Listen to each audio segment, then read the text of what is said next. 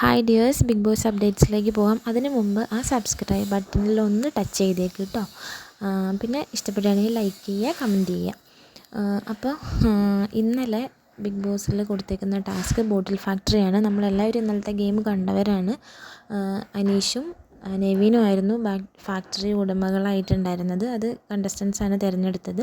പിന്നെ ജിഷിനും അനുമോളും ആയിരുന്നു ക്വാളിറ്റി ചെക്കർമാരായിട്ട്. അത് ബിഗ് ബോസ് തിരഞ്ഞെടുത്തതാണ് അവരെ. ബാക്കി എല്ലാവരും ബോട്ടിൽ കൊണ്ടുവരുന്ന ഏജൻറ്റുമാരായിട്ടാണ് ഈ ടാസ്ക് കളിക്കേണ്ടത്.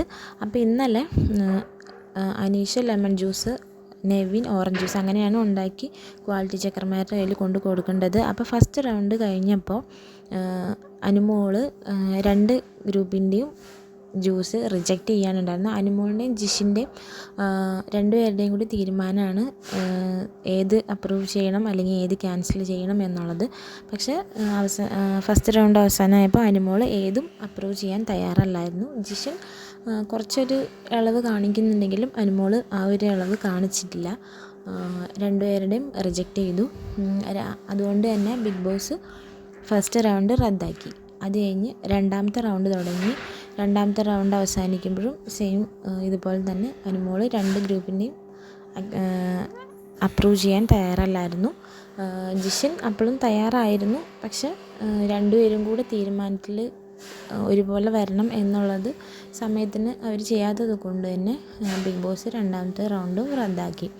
ഇന്ന് മൂന്നാമത്തെ റൗണ്ട് തുടങ്ങിയപ്പോൾ അനീഷ്, ഷാനവാസ്, ആര്യൻ ഒക്കെയാണ് ബോട്ടിൽ കമ്പനിയുടെ അല്ലെങ്കിൽ ജ്യൂസ് കമ്പനിയുടെ ഉടമസ്ഥനായിട്ടുള്ളത്. ബാക്കി എല്ലാവരും ബോട്ടിൽ ഏജൻറ്റാണ്. അപ്പോൾ ക്വാളിറ്റി ചെക്കർമാരായിട്ട് അനുമോളും ഷാബിമാനുമാണ് ഉള്ളത്. പക്ഷേ ഇതല്ല ഞാൻ പറയാൻ വന്ന കാര്യം. എന്താണെന്ന് വെച്ച് കഴിഞ്ഞാൽ എനിക്കിഷ്ടപ്പെടാത്തൊരു കാര്യം തോന്നിയത് ആദിലയുടെയും നൂറയുടെയും ഒരു ഈ ടാസ്കിലുള്ള ഒരു സ്വഭാവമാണ്. അത് അവരുടെ സ്വഭാവം അങ്ങനെയാണോ അതോ ഇനിയിപ്പോൾ ഈ ടാസ്കിൽ അവരങ്ങനെ കളിക്കുന്നതാണോ എന്നൊന്നും നമുക്ക് അറിയില്ല. അവരുടെ സ്വഭാവം ഒരു 2-3 ദിവസമായിട്ട്, 2-3 ദിവസമല്ല, ഒരാഴ്ച കൂടുതലായിട്ട് നമുക്കറിയാം. ഒരു 100% അല്ലെങ്കിൽ ഒരു 90% പോസിറ്റീവായിട്ടുള്ള ഒരാൾ എന്ന് നമുക്ക് പറയാൻ പറ്റത്തില്ല. മറ്റുള്ളവരെ എപ്പോഴും ഇങ്ങനെ എന്തെങ്കിലും പറഞ്ഞുകൊണ്ടിരിക്കുന്ന ഒരാളാണ്. പക്ഷെ നൂറ നല്ലൊരു സ്വഭാവമായിരുന്നു. പക്ഷേ ഇന്ന് ഈ ടാസ്കിൽ നൂറയും ആദിലയും അനീഷിൻ്റെ അടുത്ത് പോയിട്ട് ഒരേ ഇങ്ങനെ എന്താ പറയുക, ഇറിറ്റേറ്റ് ചെയ്യുന്ന രീതിയിൽ ഓരോന്ന് കാണിച്ചുകൊണ്ടിരിക്കുകയാണ്, അല്ലെങ്കിൽ ഓരോന്ന് പറഞ്ഞുകൊണ്ടിരിക്കുകയാണ്.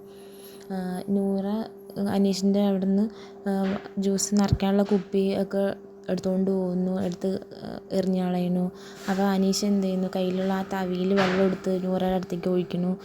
ഇത് കണ്ടതും ആദില പോയിട്ട് അനീഷിൻ്റെ അടുത്ത് ഉള്ള ആ വെള്ളം മൊത്തം എടുത്ത് കമത്തി കളയുന്നു. അങ്ങനെ അനീഷിനെ ടാർഗറ്റ് ചെയ്തുകൊണ്ട് 2 പേരും അവിടെ തന്നെ നിൽക്കുകയാണ്. അവർ ടാസ്ക് കളിക്കാൻ വേണ്ടിയിട്ടാണ്, അല്ലെങ്കിൽ ടാസ്ക് രസകരമാക്കാനോ അല്ലെങ്കിൽ എന്തെങ്കിലും ആയിക്കോട്ടെ, അങ്ങനെയാണ് ചെയ്യുന്നതെങ്കിൽ എല്ലാവരുടെ അടുത്തും പോയി കാണിക്കണം.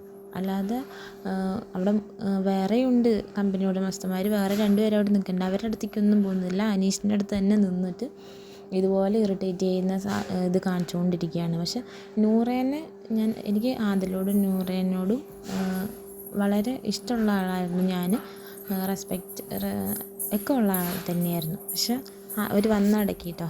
പിന്നെ ആദിലോടുള്ള ഒരു ഇഷ്ടമൊക്കെ എനിക്ക് കുറഞ്ഞു തുടങ്ങിയായിരുന്നു പേഴ്സണലി. നൂറേനെ എനിക്കിഷ്ടമായിരുന്നു. പക്ഷേ ഇന്നത്തെ ടാസ്ക് കണ്ടതോടുകൂടി നൂറേനോടുള്ള ഇഷ്ടം പോയി തുടങ്ങിയിട്ടുണ്ട്. ഇനി എന്താവുമെന്ന് കാണാം.